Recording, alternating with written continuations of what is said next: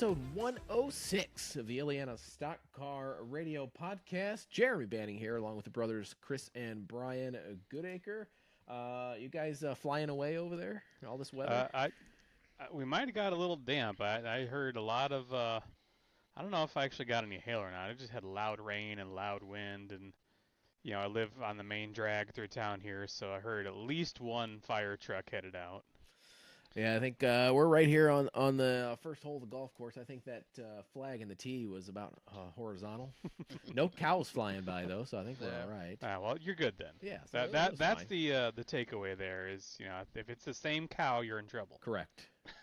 Yeah. Luckily, my computer is in my safe room, so I just had to come down here anyway. Yeah, good thing it moved through when it did because I had to unplug all my stuff, shut it down, you know, make sure. You know, nothing gets hit or anything, but it moved through, and here we are for another episode. And it's one of our annual episodes, previewing the now 9th annual. I mean, one of our not have to do a whole lot of work episodes. Exactly. Seeing as our script was thrown together in about 5 minutes, a little bit before the show. I'm surprised it took that long. Me too, but I wanted to make sure I did it, you know. Okay. Only half-assed, and not, you know, quarter-assed. He had a spell check. Yeah, that's what took so long. So bringing on Steve Bechtel on this episode to preview the 9th annual Chicagoland Racing Memorabilia and Collectibles Show, plus the Racers Reunion.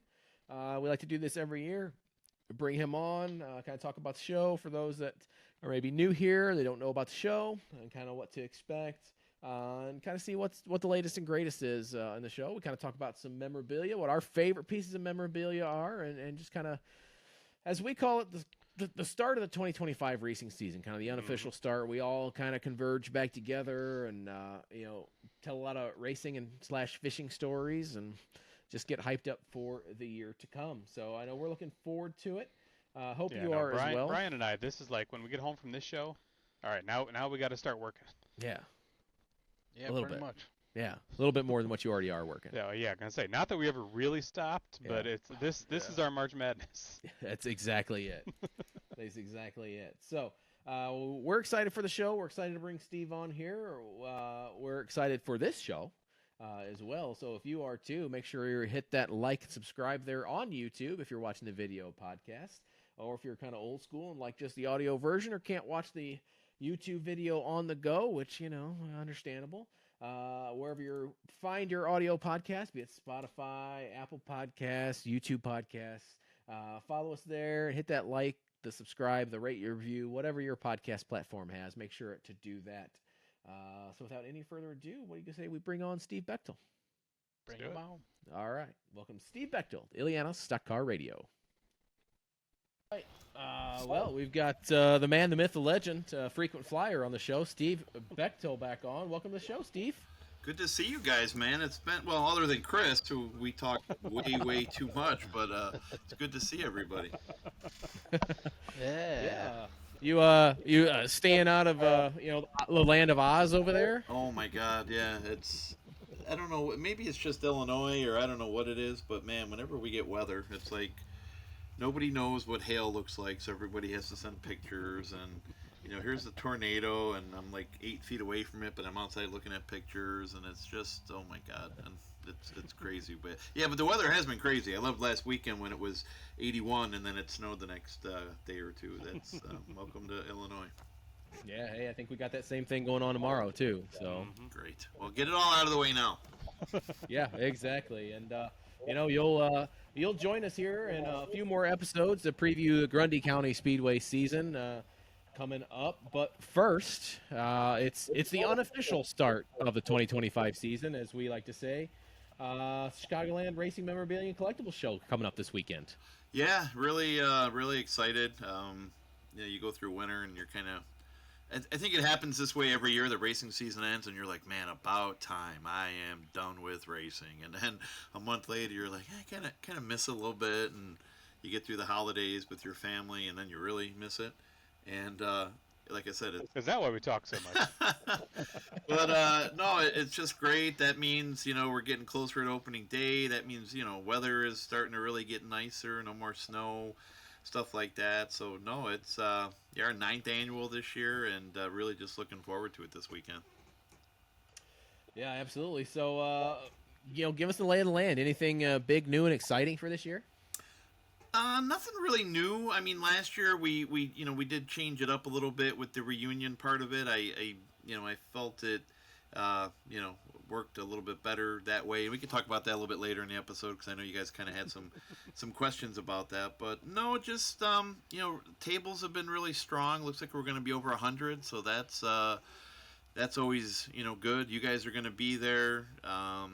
Bob Morgan from Morgan's Closet, another Grundy group.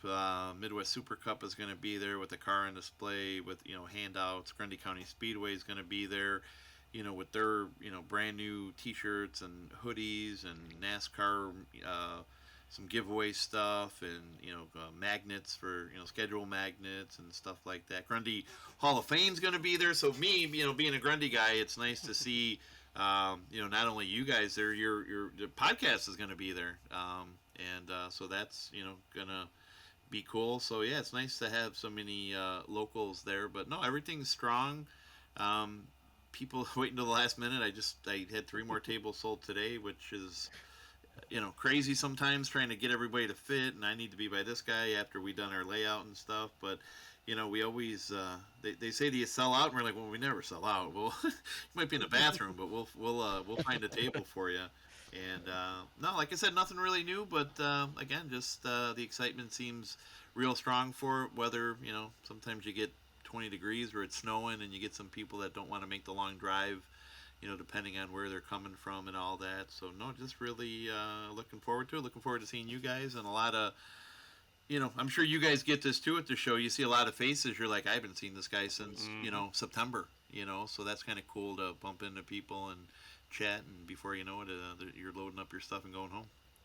Yeah, exactly. I say 19th, they're kind of cutting it close on getting a table.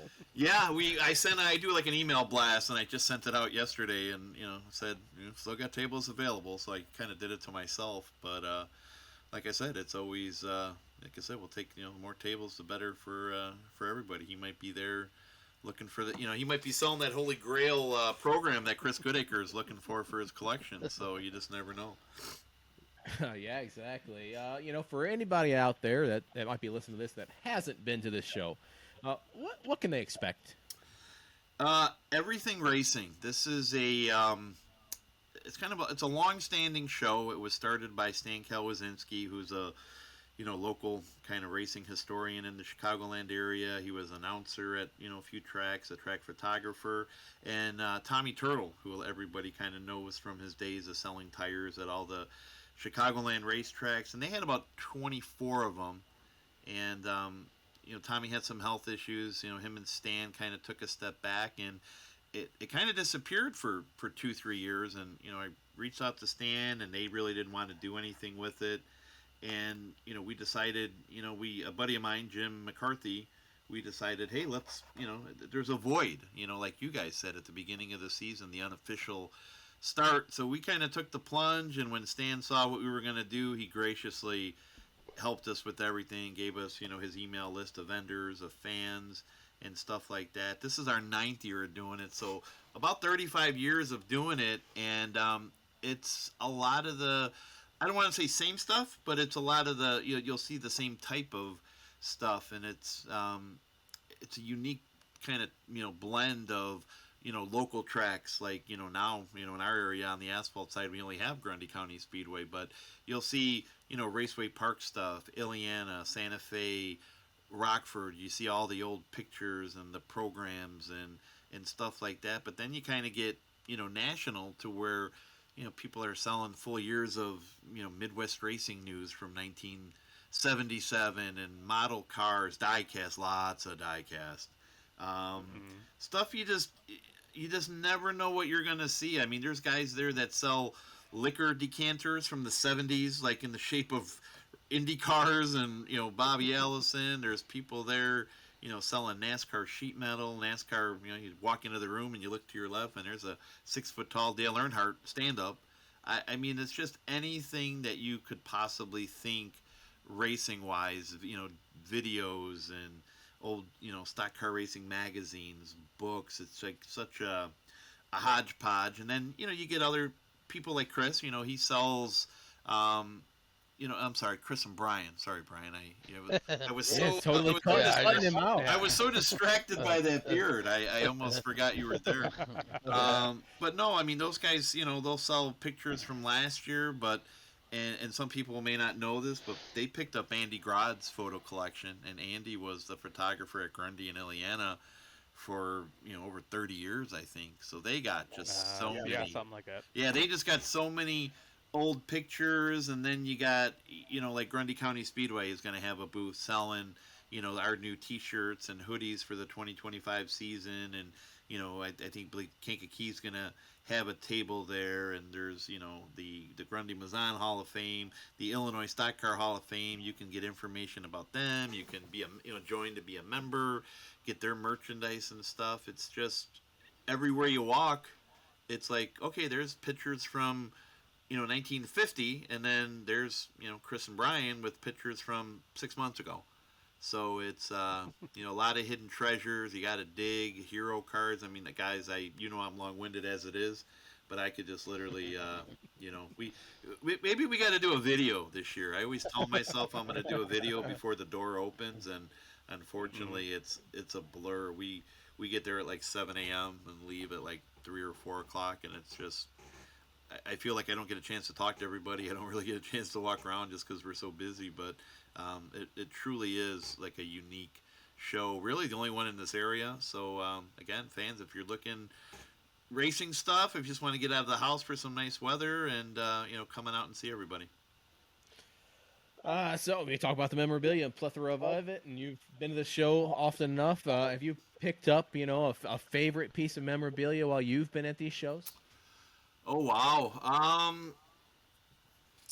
Man, that is a good question. I'm trying to Hit him with something new. All right. Yeah, no, there's like I said, I have been to every one of them. That's kind of a cool thing, and it also proves I'm old. And so, like I said, I've been to like 34 of these things. Sometimes 9 years I've ran the show with my partner Jim.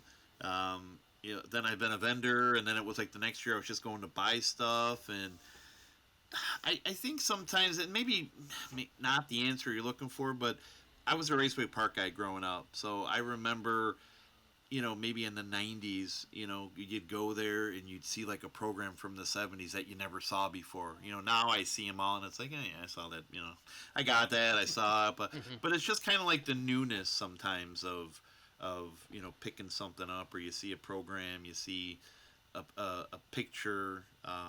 I was a huge Bobby Dodder fan when I was a kid, and I'd always heard that he was in an issue of Stock Car Racing magazine, and tried tracking that down, and I finally found it at the show, and it was like, oh my god, I finally got it, and blah blah blah, and it's like it's just cool to see that. It's I could answer it, but then I'd probably change my mind 20 times, which would make the show another half hour longer.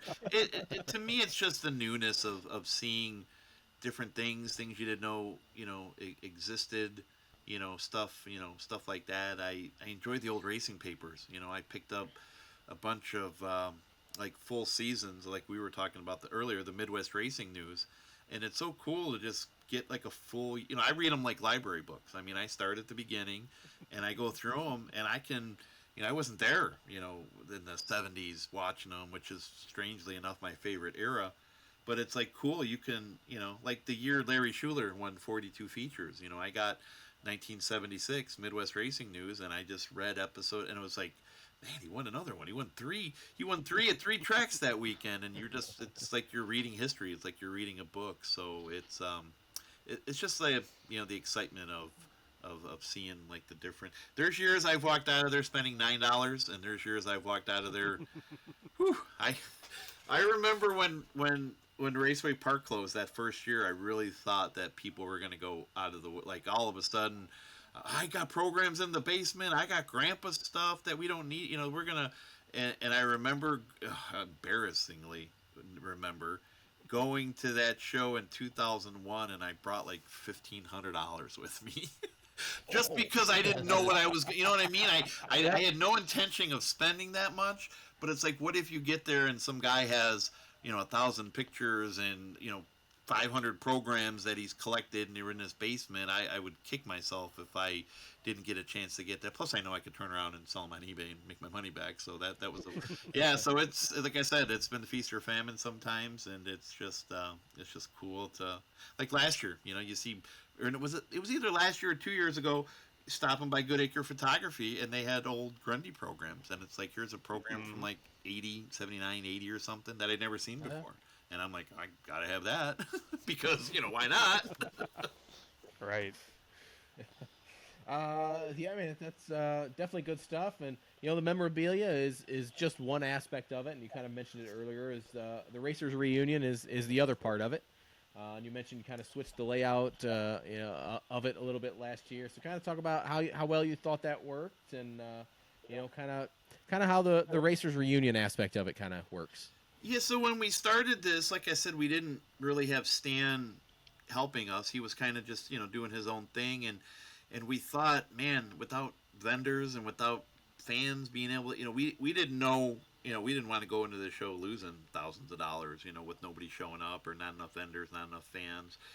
So me and Jim kind of came up with, let's do like a reunion. There had always been former drivers there kind of walking around, mingling and stuff. But we were like, let's get them there. Let's get name tags on them. Let's set up a section where people can sit and, listen to them being interviewed. We kind of envisioned like a Q&A session, autograph session, stuff like that, videotaping all this stuff, and some of the stuff worked, some of it didn't, but just like the interviews are just hugely popular, and we did that for up until last year in the same area. And the problem that we were having, if you've been there, and if not, you'll hopefully see it this Sunday, but the layout is like 2 big rooms, and then in the center there's like a bar area, and you got to kind of walk through it. Well, we had the reunion set up at the end of room number 1, right before you went to the bar. So everybody was stopping to listen to what the interviews were. They were kind of, blocking tables. People really couldn't get by. Some people never even made it onto the other side. They just really thought like this was it. So I just said, you know what? Let's move this all the way to the back on the second side, where they kind of got their own area. They got more room. And it kind of forces everybody, because there's people that go there just for the reunion. They want to see their old friends or former drivers.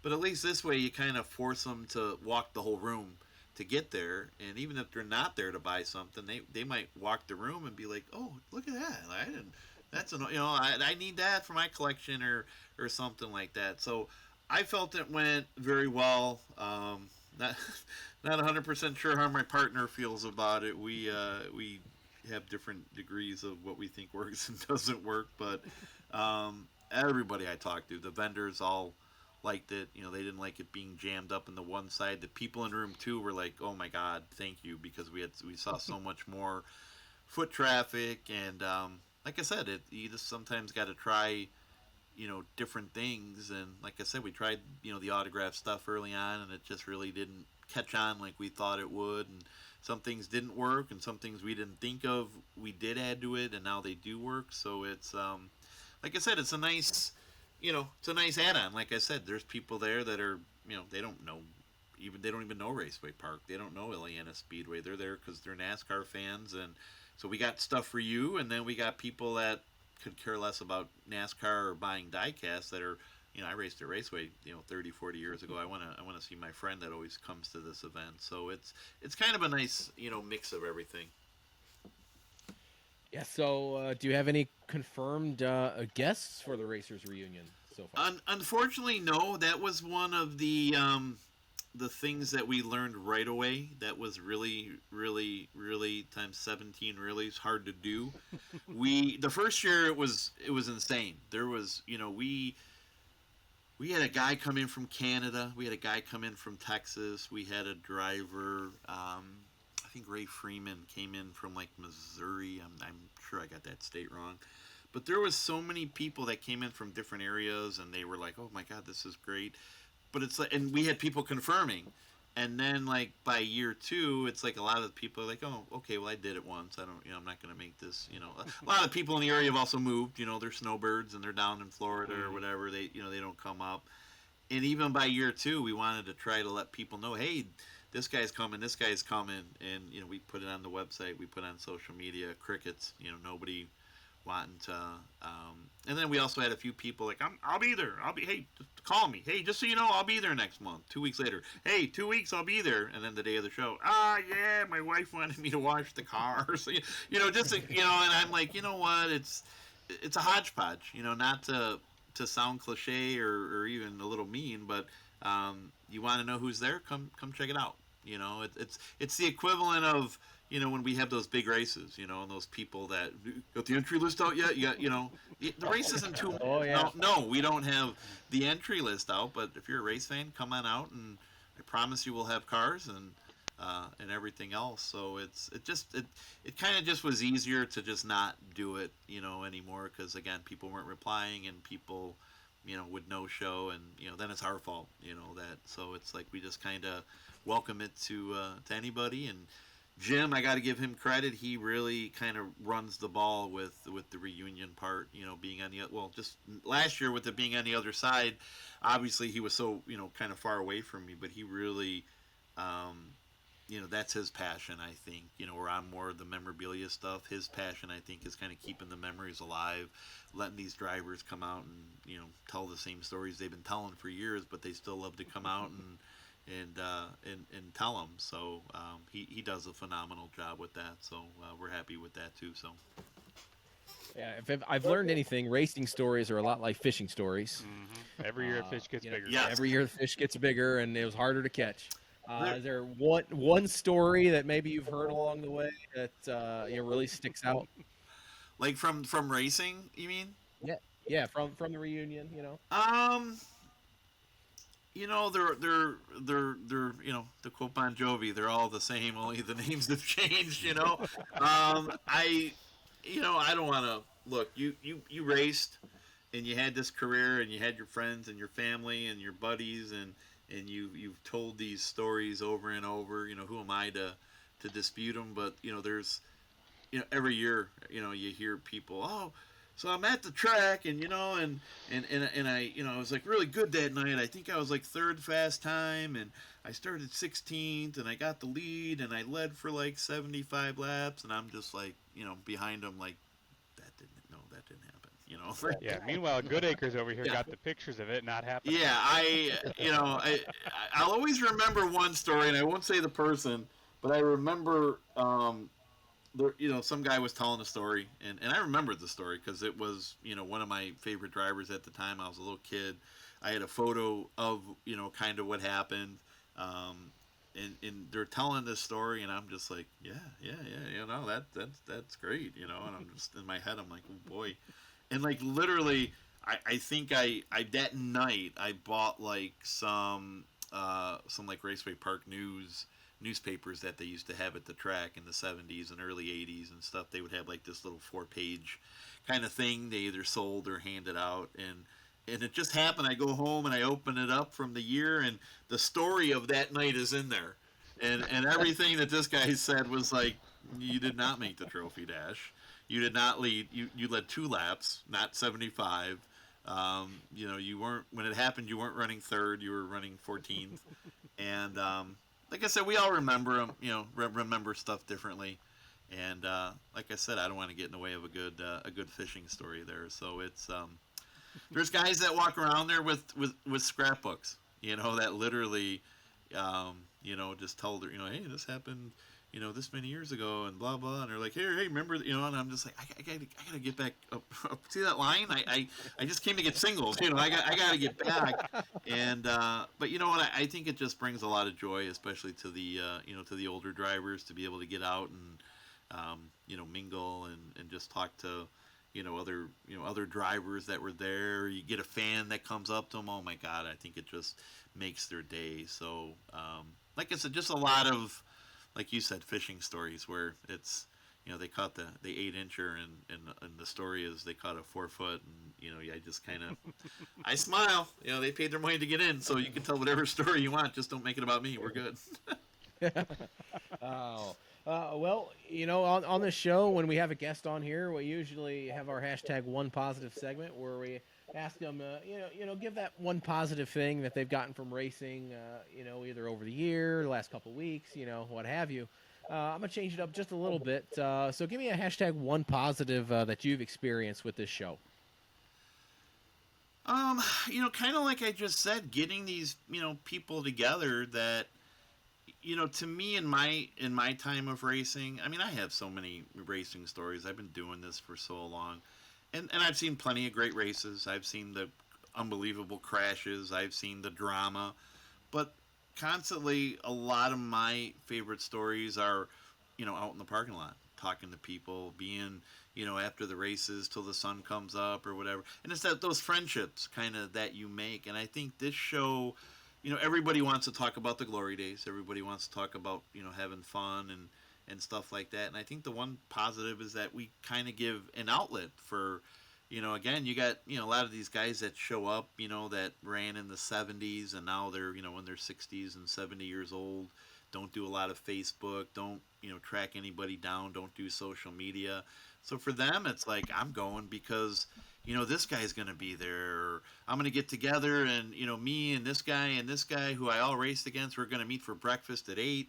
And then we're going to go to the show, or we're going to go to the show and then we're going to go grab a lunch and stuff like that. I just think it's it sets the tone, I think, for local racing, for the season going forward. And it just brings I mean, where else are we going to get you three out on a Sunday morning at 8 o'clock, So, when I talked to that guy that said he was there from Canada, and then an hour later I talked to a guy that came up from Texas and somebody from Florida, and it's just, it's cool that you're putting on an event that kind of means so much to so many people, and it's nice to know that they, we look forward to it, obviously, but, they look forward to it as a, a little bit of a different thing. So I'm glad that we can just give that to those people. And it is nice to, all those, like you, Chris, I mean, I've talked to you a million times, Brian, be lucky you work at Shady and he has the Grundy stuff because, Yeah. But no, Chris, I mean, we talked so much and, but, I haven't seen him probably, since the banquet. So it's nice to kind of see and catch up and we try not to even talk about Grundy, and just kind of talk about, racing in general. So, for anybody out there that's interested in going to the show or learning more about the show, how can they find that information? So we're at the Will County Fairgrounds, and hold on, let me just kind of pull this up while I have a second. But it's the 9th annual Chicagoland Racing Memorabilia and Collectible Show. It's this Sunday at the Will County Fairgrounds, 710 South West Street in Peatone, Illinois. It's right off of I-57, so real easy to get to. The show runs from 10 a.m. to 2 p.m. $8 to get in for adults, $2 for kids 10 and under. And we do a thing which is kind of cool, and I saw other shows do this, and I remember, Stan did this back in the day, but we offer floor rights. So for a little bit more money, you can actually come in at 7:30, and while the vendors are setting up, you can go there, and there's so much wheeling and dealing that goes on that people don't even realize. They could be looking for the one, holy grail item, and it could be sitting on a table at 9 o'clock, and somebody buys it with the early bird, and you get there, and I walked the whole tables, nobody had it. Well, if you would have got the early bird, you could have got, you could have got it. It's nice to be able to look at, like, you guys, you have so many pictures. Stan has so many pictures, and you're sometimes looking at them, and you got people hovering over you, so you kind of get a chance to do it on your own. And like I said, you can make deals before the door even opens, and stuff like that. On the website, ChicagolandRacersReunion.com. You could also just find us on Facebook under Chicagoland Racers Reunion. And like I said, this Sunday, 10 to 2 at the Will County Fairgrounds. We hope to see a lot of you guys out there. Well, I know we look forward to seeing you out there, and we look forward to having you back here in a few episodes to preview the Grundy County Speedway season. Yeah, and, I don't ever let you guys off easy. So, and I knew I had at least have one question for you, and you guys actually threw it at me. So I want to go around the room with you three. What's one piece of memorabilia that you found there, or just in your collection? Maybe let's do both. What's the favorite piece of memorabilia you found at one of the shows, and what's your holy grail that you have in your collection? We'll start with you, Chris. You don't want to start with me. I'm gonna trump everybody. Okay, we'll go with Jeremy then. All right. So the favorite or the thing I've gotten from the show that's kind of was one of the items is the very first NASCAR race I ever watched was the '97. Remember watching was the '97 Busch Clash, which Jeff Gordon won in the Chroma Premier car. And I was able to find that elite version of that diecast, I think 2 years ago at the show, and I was able to buy it. Nice. So I've got that up on the shelf behind me. And then just in the collection in general, I've got a lot of cool things in the collection. Kind of tie for a two-part tie. So one night at Illiana after I had sold my street stock, probably a year or two after, the gentleman who raced it had unfortunately had an accident, and a piece of the bumper cover was just laying in the garbage can. So That's I awesome. went through and grabbed it and took it home. So I still have that out here in the garage. And then my uncle had raced for a brief period way back in the day, and I actually have like a souvenir towel with his car and all that information on it now. And he's since Very passed away cool. several years ago, but I still have that of him as well. I thought you were gonna say like a Shop Real Estate koozie, so I'm glad you. I'm No, glad you I got- with something, something real. That's cool. All right, Brian, you're up, buddy. Oh man. I Well, could say the see- Bentonhausen Trophy. I got that behind me. Oh, there you go. I do this thing where I don't really bring a whole lot of money to the show, so Right. I'm sure the best thing I've gotten from the show is what Dad bought me back in the day, which are probably pictures. I'm not a big diecast collector guy. I usually, as Chris could attest to this, I would take them out of the box and wreck them because that's what I was into. So Can I don't confirm. have a massive cool collection of diecast, but speaking of wrecks, I've got a growing stash of door panels from the dirt track, and Oh. maybe I can find me some asphalt doors here pretty soon. But Very nice. yeah, I don't really know that how cool of a piece of memorabilia is. You know, I tend to sell the memorabilia at this point. You know, Same. so yeah, I would probably say my growing collection of doors, you know, is probably the coolest thing I got going on. I do have some 8x10s that I took. Okay, this might be the coolest. It changed his answer 3 times I already. knew we could yeah. get out of him. So, yeah. So, back in the day at Illiana, one of the last I don't think I was at the 2015 Bentonhausen, so I bet it was 14.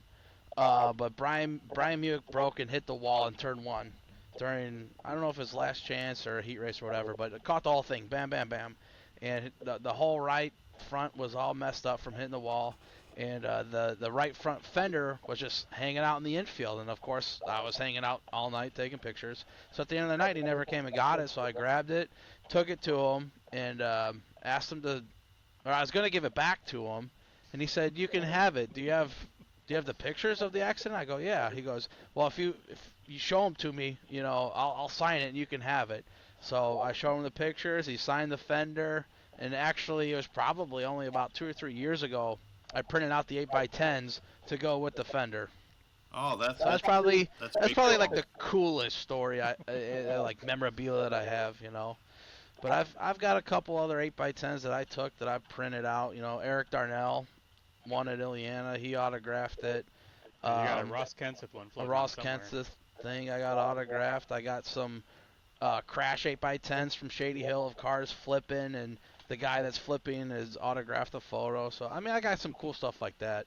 nice. You know, and maybe that's a little narcissistic of me because No, they're my that- no, photos. hey, we all noticed it, but nobody was going to say but anything. yeah, Uh, but we're just gonna let I it guess those are slide, pretty I mean. cool. Yeah. Yeah. So you guys are racers then, because Brian, you know, got a fender, and Jeremy got a bumper. I have a feeling Chris isn't going to be quite in that same league.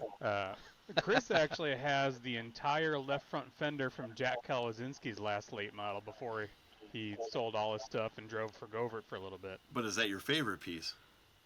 It's definitely the biggest piece. By sheer size. Yeah. By sheer size, Jack's fender wins. Okay. You know, I picked up so much diecast from the show. It's a little obscene. Jeremy, my diecast, not so much dealer, but informant, lets me know which cars I've already got, so I don't buy duplicates. Still hunting for a reasonably priced 97 Earnhardt Daytona, but I don't think those are reasonably priced anymore. Yeah, you keep thinking they're going to go down, and they never do. No, they never will. So lately, though, after Dad passed, I inherited his Don Rich collection, so I've been adding on to that. Oh, nice. We got he had Weltmeyer, Hoffman, Galinsky, and Schuler, I think, back in the old 70s Camaro. And then he had a Schuler from the 80s, and I've added on a 90-something Joe Shear when he had the black car, and a probably 94 Galinsky. Wow. So yeah, I've been adding on to that. But really, I guess my favorite would be the Andy Rod collection, because that all came about. Andy was wandering around the show a bunch of years back looking for somebody to buy it, and Dad said, well, we can buy it.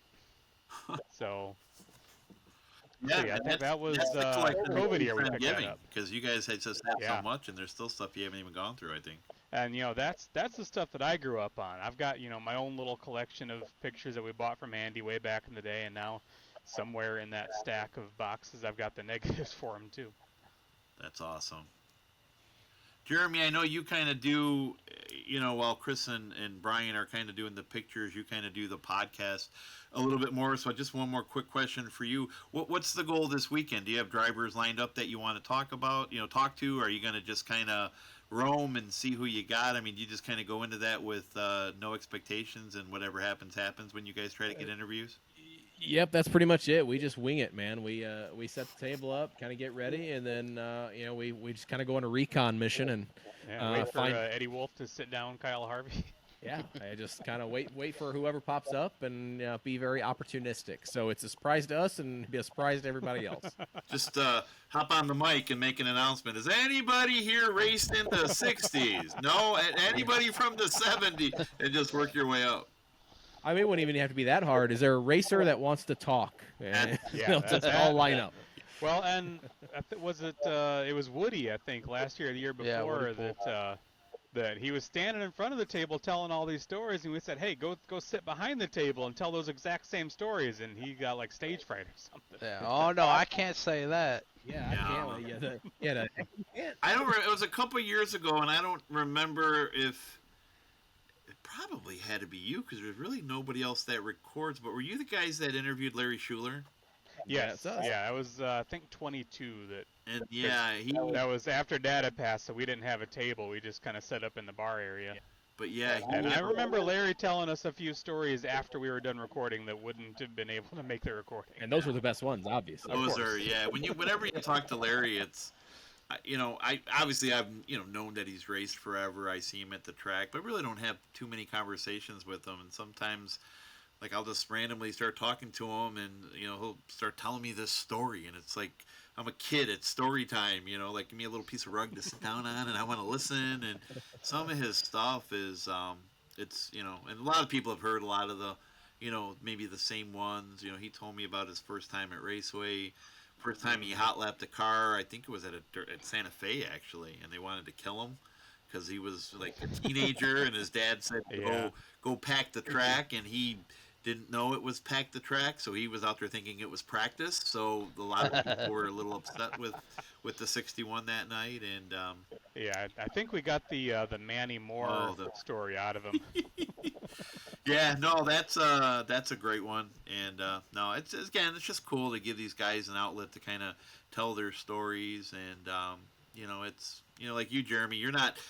Really weren't there maybe when this guy raced or that guy raced, but you just know what to ask them, and they kind of lead, after that they're leading the ship, and you're just kind of following, asking a follow-up question and stuff like that. So yeah, so I'm interested to see what you guys do, who you interview and stuff like that. If Chris can get away from his liquid drink that he's. That's what I bring Brian for. Bring Brian? Yeah. I always see Brian working and Chris walking around with a big wad of cash in his pocket looking for die-casts. So. He's got that walking around money. Yeah. He keeps the money. Nice. Well, guys, I appreciate you always giving me the opportunity to come on. Looking forward to doing Grundy. God, I got so many good things to talk about.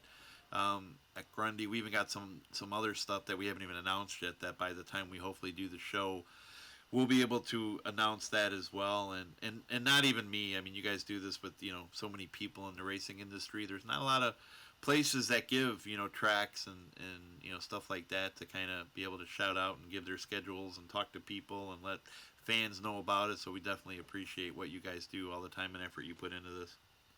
And we definitely appreciate your Thanks, willingness Steve. to come on and give the Good Acres a hard time. So Hey, And I'm only at 37 I minutes. get enough during the week.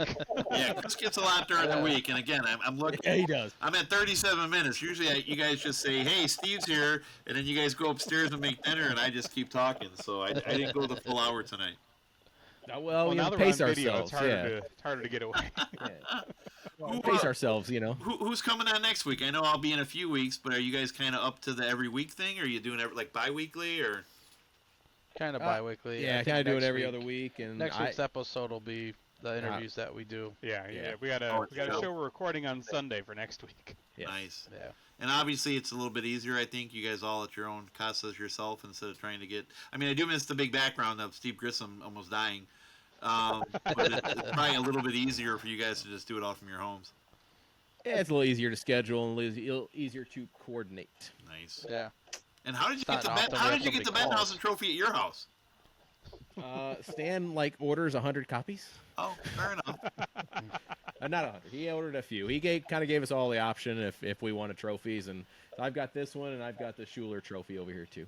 Oh, yeah. He said team you guys help have picked up some big wins over the last couple of years. That has to be really rewarding to see. Yes, it's a lot of years of hard work finally paying off. Nice. Cool. Well, unless you guys got anything else, I'll let you continue. I had more questions for you, Jeremy. I'm going to keep it. I'm going to keep my Super Cup questions for you for the next show. I keep saying one more question, and all of a sudden it's going to be 9:30. So That's it. I'll save that for the next show that we do, guys. No, we call that a teaser in the business. There you go. All right. Well, thanks for coming on, Steve. Take care, buddy. Thanks for having me again, All right. guys. We'll see you Sunday. Later, Steve. Yep. See ya. Bye bye. See ya.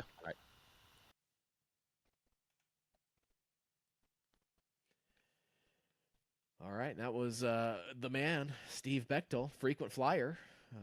He interviews himself, which I'm always good Interviews for. himself and turns the interview back around on us, which is Mhm. always fun. We don't get interviewed Yeah, a lot, it's- so it's almost like he used to run one of these. I know it's almost like he did it, for several years. Yeah, it's kind of interesting getting the tables turned and getting interviewed Mhm. for a change. I'm curious what questions he's got for me in a few weeks. So Probably something along the lines of, "Are you racing? Well, how do you feel racing again? How's your back doing?"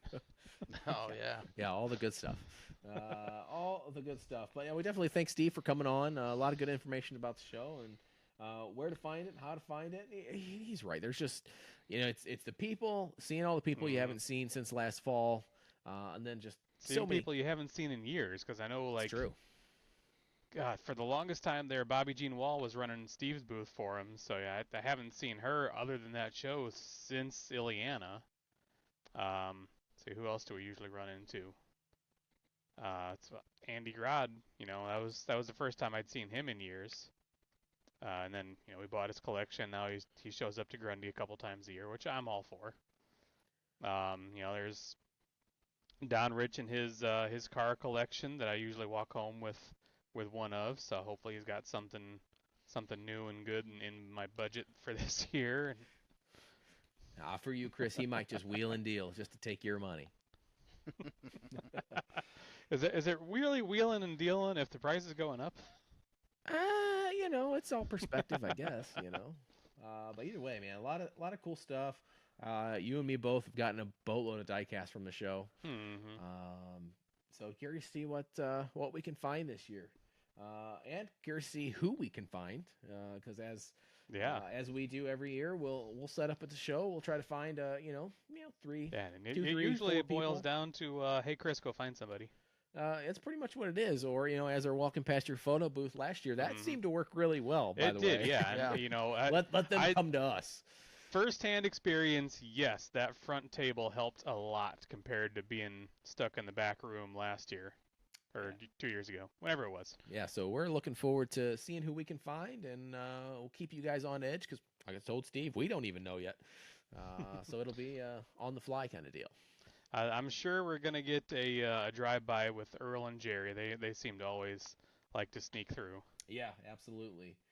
So yeah, curious to see who we can find.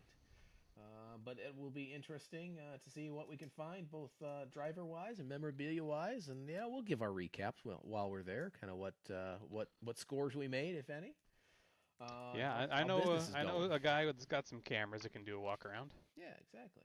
Me That's I too. know a guy that's gotten pretty good about doing video and walking around. Yep. I So, sure have.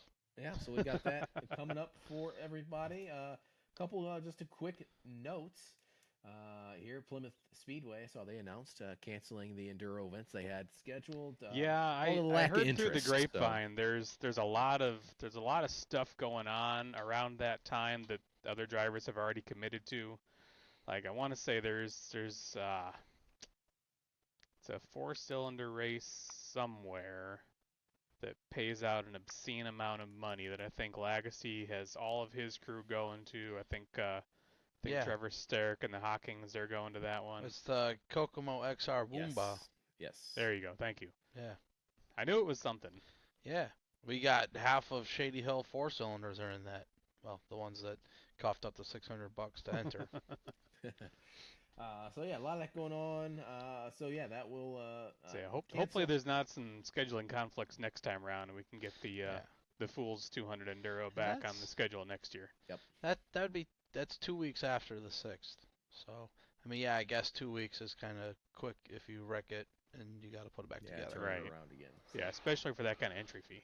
Yeah, exactly. Yeah. So with that though, they will be having a swap meet and flea market there at the Speedway on April 6th. You can find more information about that on their Facebook page. So we kind of already gave.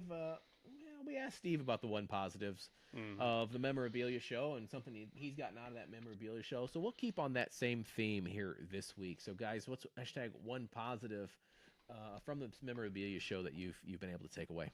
Does getting dinner with grandma count or no? Hey, it's seeing family. Mom's listening, so yes. She lives out that way, so it's always nice.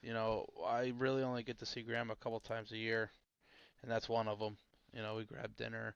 It was the first couple times it was Sunday, and now I think we moved it to Saturday because it's once we get done, we want to load up and it's easier go. on the way out there than going home. Yeah, and so also we don't have a truck full of stuff sitting in the Chili's parking lot. But that's always nice. But I think really for me, my one positive favorite thing about the show is actually the camaraderie, the rubbing elbows, the getting to meet people, drivers, if you will. They used to be my hero. That I only knew them by their car and their number. I didn't know them by face. I couldn't pick them out in a crowd, but I knew what car they drove, and so I think that's really cool. 34-year-old me gets to look back and say, that guy was my hero? Boy, did I pick wrong. Oh. Or whatever, and it's and having the opportunity that we have now to shoot and be in the pits and meet people is really cool. But yeah, to go back and remember in the 90s, sitting up there. Well, of course you were also 80s, but getting to sit up in the stands and watch. Call me old now? Yeah, old man. And pick out your favorite racer. Hank Pugh was one of mine. Brian Muick, we always cheered him on. Go Pinky. And now I've kind of get to see these people and know who they are as people. And they always say don't meet your heroes. Some of these guys are all right.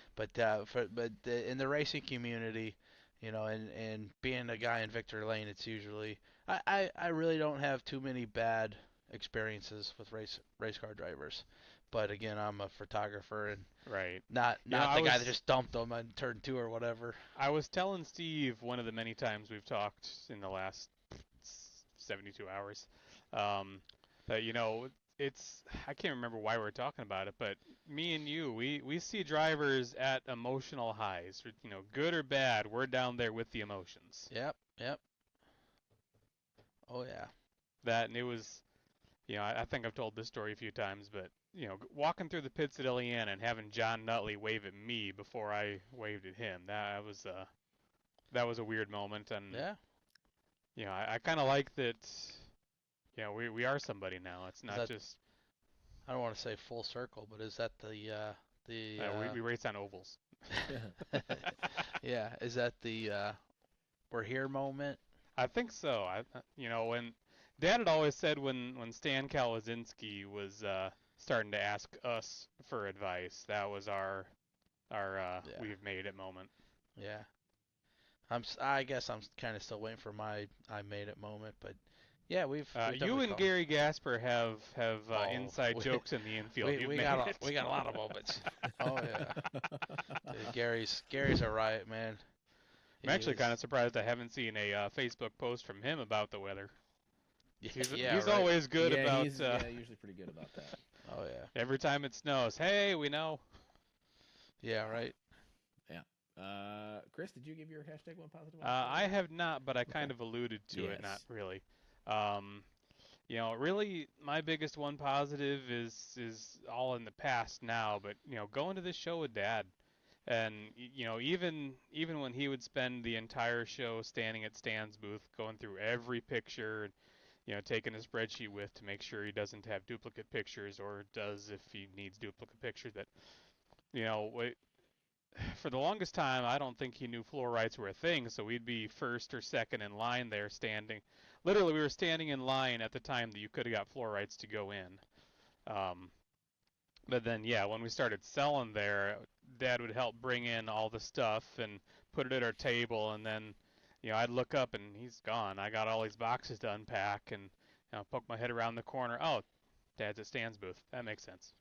Yeah, the new floor rights is you're a vendor and you come in Saturday night. Right. Yeah. You get to pick everything over. Yeah. You're like, yeah, save that for me, or I'll just Yeah. take that right now. Yeah. Good stuff.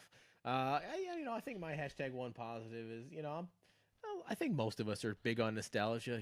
We like, we gravitate sort of things that we liked in younger, less stressful times. And like for me, when I run around and look at some of the memorabilia and diecast and stuff like that, I kind of get transported back to younger days and remember, hey, that race, or that happened with that car, or my time working in the memorabilia world. So just to be able to kind of dip into that nostalgia for a couple hours or whatever, and just kind of get away from some of the other stuff is that's my hashtag one positive on that. So that being said, if you all out there have a hashtag one positive, let's keep that theme going. If you've been to this memorabilia show and you've got a positive experience from it, post that down below using the hashtag one positive, either on the YouTube video or on the Facebook post here. Again, if you're just watching on YouTube and you haven't visited our Facebook page, it's at Illiana SCR. You can also do that on Instagram as well. Keep tabs of everything we're doing on the socials. Guys, anything else before we wrap this one up tonight? Oh, looking ahead, there's so much to look ahead to. We got March Madness here, so whether you're putting your car together because it's March and you're going mad and you got to get it together, or you're watching basketball, go Purdue. Right. Yeah, Got the whether 4 you're a seed. Purdue fan or you're wrong. I couldn't believe they got a 4 seed, but they're in the tournament, and I'm sure We'll make it to the more than 16 enough and- people, more than enough people probably got them losing to High Point, but whatever. I think we've done everything in that tournament except win it. They do have the most wins. Purdue has the most wins without a national championship. So hey, maybe 20 years of trying. Yeah, right. But coming up for us, kind of more so me, my father-in-law lives in Macokota, Iowa, and has befriended Dark Side Promotions, who work with Hoker Promotions, and they've got 4 or 5 races going on. So my father-in-law kind of badgered me a little bit because he knows our background. It's a kind of small world, right? He's actually friends with Ryan Dawson's sister. Beat that one. That was absurd. I've heard a name drop there. Yeah. So anyway, he knows about the whole photography thing, and they go to the track there in town in Macokota, and they've befriended the Dark Side Promotion guys, Timmy Current and Ryan Doom, both I think IMCA modified racers, and they kind of got me connected with Ryan, and I've officially been messaged that I'll be on the media list. So I'm looking forward to going out to Iowa to shoot next weekend, the 28th, 29th, and kind of taking us on the road and kind of pushing our brand as photography design and Illiana Stock Car Radio podcast. All right. Proud of you. So That's why I waited till the end of the episode to say it. Yeah, yeah. Well, luckily this is the big Jeremy talking one and not me. So, maybe I'll. It sounds like maybe locally Sheldon Oberly will have his stock car out there to race. So maybe I'll get connected with him or potentially some other guys, and I'll be sure to screw up our name when I'm talking to them. Yeah, so we'll get you some merch. Yeah, we expect a full right. report out when you get back. Right. So that's exciting, man. We all grow up and leave the nest sort of thing. Not that I'm going anywhere. I will still be at Shady Hill. I'll be there flying in from Florida for practice the 26th, but I am currently scheduled to be at the racetrack every night this year, which I think is the first ever for me. I'm Usually I okay got with that something. because that makes my scheduling a little bit easier. So everybody at Shady Yeah. Hill, be forewarned. Brian will be there guzzling hot Yeah. dogs every week. I better set the number high this year. Yep. Under over 50. What do we got? Yeah, and now that he's listened to the Jay Freed episode and knows how to Oh my line his God. pockets correctly. Yep. He's I need going to a- double up. I need to bust out them cargo shorts over there in my There old you go. clothes. That's it. That's what I need to do. I got 6 in each pocket. That's it, man. So look forward to seeing that. Look forward to seeing your travels out there and getting that report out when you get back. Yeah, for sure. All right. So with that being said, I hope you all enjoyed this episode of Illiana Stock Car Radio. Make sure, no matter how you're consuming this, hit that like, subscribe, follow, all that good stuff. Again, we want to thank Steve Bechtel for coming on this week and look forward to talking to him here in a few more weeks as we preview the Grundy County Speedway season. But for now, we look forward to hopefully seeing you all out at the Chicagoland Racing Memorabilia and Collectibles Show this weekend. And until next time, hope you enjoyed this episode of Illiana Stock Car Radio.